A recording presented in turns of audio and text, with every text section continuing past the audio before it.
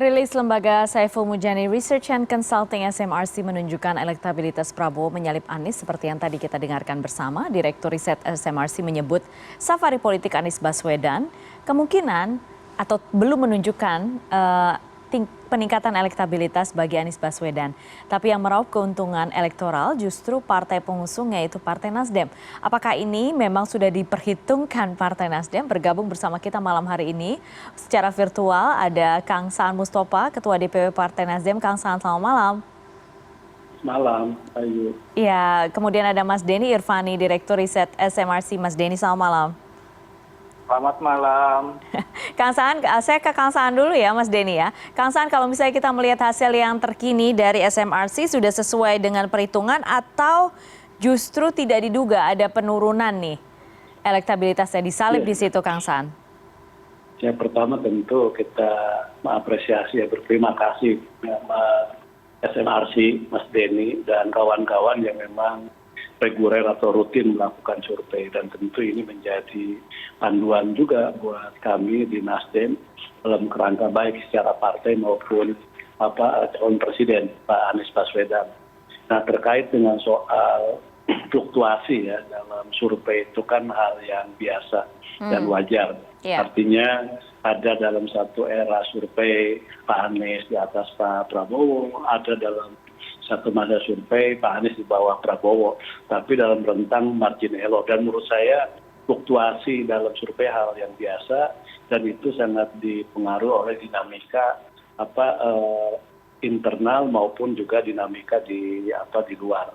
Nah terkait dengan apa tadi yang disampaikan bahwa ada efek elektoral terhadap Partai Nasdem, tentu kami tidak pungkiri bahwa di beberapa daerah dan ketika di overall secara nasional Partai Nasdem ada peningkatan dan peningkatan itu juga akibat dari efek ekor jasnya Pak Anies terhadap Partai Nasdem, kami tidak pungkiri bahwa itu ada.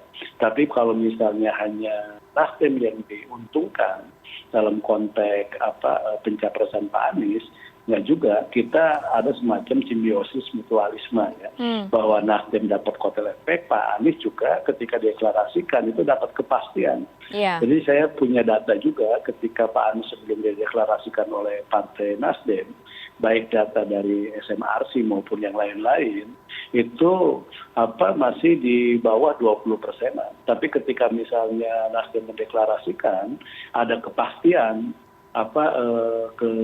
terhadap diri Pak Anies sebagai calon presiden, walaupun waktu itu koalisi belum terbentuk, tapi ada partai yang memberikan kepastian bahwa Pak Anies adalah bisa menjadi capres, itu juga berdampak terhadap pemilih, terutama pemilih-pemilih Pak Anies, bahwa mereka tidak ragu lagi bahwa Pak Anies diyakini bisa tampil sebagai calon presiden. Dan itu juga menggerek elektabilitas Pak Anies. Jadi dalam soal ini yang kami pelajari dari hasil surveinya SMRC, artinya sekali lagi ada fluktuasi dan Nasdem memang mendapatkan efek tapi Pak Anies juga di beberapa daerah dapat keuntungan ya Kang Saan ya. Mendapatkan efek juga dari kepastian dari Partai Nasdem sebagai calon presiden. Memberikan kepastian yang sudah memberikan kapal gitu kurang lebih ya Kang Saan ya. Saya ke Mas Denny sekarang. Mas Denny, bisa digambarkan sebenarnya bagaimana sih pergerakannya dari 3 nama capres yang selalu bergerak naik turun ini, fluktuasinya seperti apa, dan ada simulasi terbukanya juga dan ada yang tertutup ya kalau tidak salah ya Mas Denny. Silakan. Ya benar, terima kasih. Jadi dalam survei itu kita bertanya dengan berbagai simulasi pertanyaan ya. Tapi hasilnya itu konsisten, ada 3 nama yang mendapat dukungan paling signifikan, Ganjar, kemudian Prabowo dan Anies. Dan kemudian di simulasi 3 nama juga demikian. Nah yang menarik adalah ada pergerakan suara yang begitu dinamis antara ketiga tokoh ini. Walau 2 tahun lalu Pak Prabowo masih merajai atau memimpin posisi di teratas, kemudian pada survei terakhir kami Maret 2023 Pak Ganjar itu mengambil posisi pertama dengan 35,5%, lalu Pak Prabowo 27,2% dan Anies 24,8%. Selisih antara Pak Prabowo dengan Anies itu secara statistik tidak signifikan, tetapi yang menarik adalah kita melihat ada kecenderungan stagnasi suara pada Anies dalam 3 atau 5 bulan terakhir. Dari sebelumnya sekitar 25%, sekarang juga 25%. Nah, yang menarik juga pada saat yang sama, kita juga mengukur elektabilitas partai. Nah, di antara partai-partai pengusung Anies Baswedan, itu kelihatan yang saat ini dalam survei pada Maret 2023 mendapat dukungan lebih baik adalah Partai Nasdem. Elektabilitas Nasdem di survei terakhir 7%, kemudian Demokrat 5,9% dan PKS 5,7%. Nasdem memang belum pulih ke posisi 2019 yang mencapai 9,1%, tetapi saya kira ini perolehan suara Nasdem di survei yang tertinggi yang kita bisa peroleh. Oke, baik. Stagnasi ini apakah sudah juga dinotis oleh Partai Nasdem, Kang Saan? Ya, tentu kita selalu kaji ya dari semua, karena salah satu alat ukur dari apa yang kita lakukan secara politik. Misalnya kerja-kerja politik kita baik secara kepartean maupun dalam konteks calon presiden Pak Anies Baswedan, safari ke beberapa daerah, itu tentu selalu kita kaji, kita ukur ya tentang 5 bulan terakhir kira-kira apa penyebabnya itu, Kang Saan? Tentang efek elektoralnya. Nah, di beberapa daerah yang kita lakukan yang dilakukan safari itu mengalami tren positif ya terhadap kenaikan elektoralnya Pak Anies. Memang kalau kita ambil rata-rata secara nasional seperti yang disampaikan oleh Mas Denny ya lewat survei SMRC-nya, itu memang ada kesan stagnan ya, stagnan. Bahkan sempat ada di posisi kedua mengungguli Prabowo, tapi hari ini ada di posisi ketiga, walaupun secara statistik itu kan hampir sama lah karena ada dalam batas margin error. Tapi kalau kita turunkan, kita zoom lebih dalam lagi ke wilayah-wilayah, itu memang beda-beda. Dan ini kita sadari di beberapa daerah, bahkan sebelum Pak Anies safari saja, misalnya ketika Nasdem mendeklarasikan, itu ada beberapa pemilih-pemilih Nasdem yang memang lari ya, gitu. Tapi ada juga pemilih-pemilih Nasdem yang tetap bertahan bahkan bertambah. Jadi ketika kita zoom, ada yang memang Pak Anies efeknya elektoralnya tinggi di daerah-daerah tertentu, tapi ada yang memang efek elektoralnya Pak Anies rendah. Misalnya saya contohkan di Jawa Barat saja, kalau misalnya kita lihat per wilayah di Jawa Barat, kalau ada Pak Anies yang elektabilitasnya dalam posisi ketiga misalnya, tapi ada di beberapa wilayah Pak Anies yang elektabilitasnya nomor 1. Nah, bahkan ada juga yang nomor 2 di bawah Prabowo. Nah, jadi hal-hal seperti ini tentu sangat terpengaruh oleh karakteristik dari daerah-daerah itu sendiri. Jadi ada misalnya akseptabilitas dari daerah-daerah itu terhadap Pak Anies berbeda-beda. Dan ini kita sadari. Nah, bagaimana ketika aspek akseptabilitas Pak Anies atau penerimaan Pak Anies berbeda-beda, kalau kita tarik secara nasional, itu Pak Anies nanti tetap mendapatkan suara yang signifikan lewat survei, ya ini juga tentu akan terus kita lakukan. Tapi sekali lagi, catatan dari hasil survei itu menjadi sangat penting buat kami Partai Nasdem dan tentu juga nanti mitra koalisi untuk terus mengkaji, mendalami, dan tentu ini nanti akan kita turunkan dalam bentuk strategi bagaimana misalnya Pak Anies di semua daerah yang ada itu merata dalam penerimaan. Baik, Kang Saan, karena Anda sudah menyinggung soal mitra koalisi, saya ke Mas Denny. Mas Denny, mitra koalisi ini berpengaruh tidak terhadap pergerakan stagnan yang dialami oleh Anies Baswedan? Karena kalau misalnya kita lihat selama 5 bulan terakhir ini koalisi perubahan ini terlihat bergerak sendiri-sendiri. Apakah menurut Anda ini juga ada pengaruhnya? Ya, yang pasti betul kata Kang Saan, tentu tingkat kepastian bagi Anies itu semakin jelas ketika 3 partai itu sudah kurang lebih mendeklarasikan masing-masing begitu ya. Tapi memang sejauh ini belum ada deklarasi bersama dari tiga partai tersebut.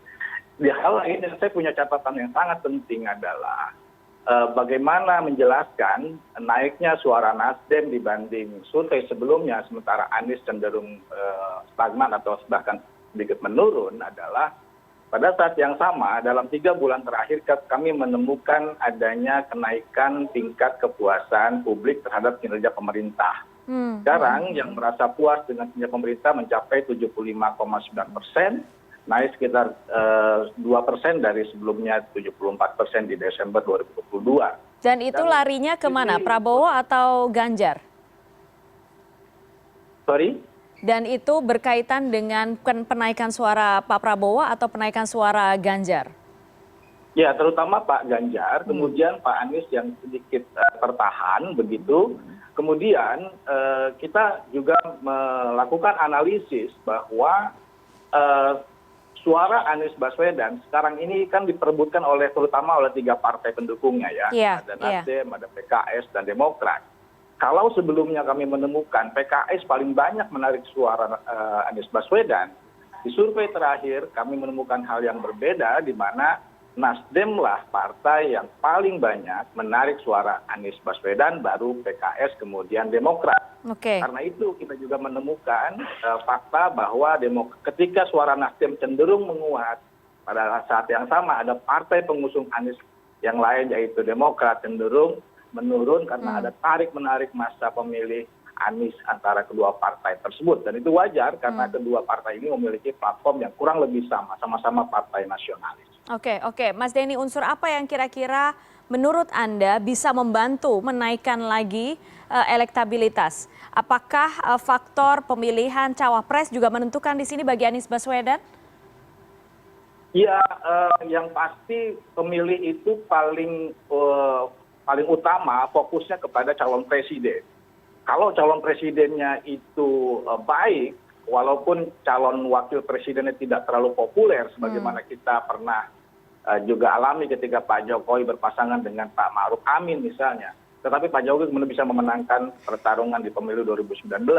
Karena itu yang lebih penting adalah bagaimana Anies Baswedan sebagai seorang calon presiden memiliki tingkat akseptabilitas yang lebih baik dibanding saat ini. Saat ini memang kita melihat ada cenderung penurunan tingkat akseptabilitas kepada Anies dari 3 bulan sebelumnya. Oke, dari 3 bulan sebelumnya. Kang Saan, apa strategi yang sekarang secepat-cepatnya akan dilakukan Partai Nasdem? Singkat saja, Kang. Tentu yang pertama tadi soal kepastian ya. Sebelumnya Pak Anies baru dapat kepastian dari 1 partai, dan sekarang di 3 partai kita sudah membuat piagam koalisi perubahan. Jadi menurut saya itu juga kepastian juga ya. Tahapan kepastian yang didapatkan oleh Pak Anies, bahwa Pak Anies sekarang sudah cukup dengan 3 partai untuk bisa nanti secara resmi menjadi calon presiden. Jadi ketika tahapan pemilunya sudah dimulai, jadi sudah tidak ada keraguan terkait dengan soal kepastian partai pengusung.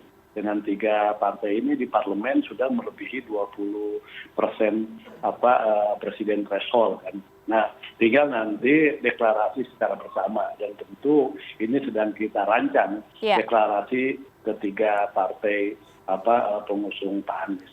Nah, yang ketiga tentu kita juga sudah petakan dari data yang didapat oleh SMRC, Mas Denny sampaikan, maupun dari data-data lain, di mana memang secara kewilayahan itu Pak Anies akseptabilitasnya tinggi di wilayah itu tentu akan kita perkuat terus.